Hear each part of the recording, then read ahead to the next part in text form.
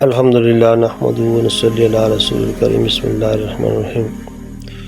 امت محمدیہ پر 3 باتوں کا خوف۔ ایک حدیث میں آپ صلی اللہ علیہ وسلم نے ارشاد فرمایا کہ مجھے اپنی امت پر 3 باتوں کا خوف یعنی ڈر ہے۔ اول یہ کہ مال بہت مل جائے جس کی وجہ سے باہمی حسد میں مبتلا ہو جائیں اور کچھ تو خون کرنے لگیں۔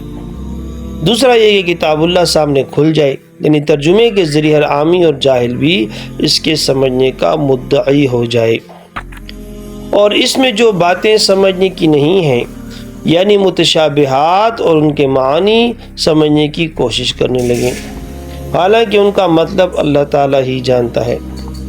تیسری یہ کہ ان کا علم بڑھ جائے تو اسے ضائع کر دیں اور علم کو بڑھانے کی جستجو چھوڑ دیں۔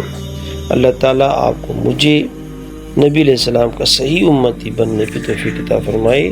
جزاک اللہ خیرا۔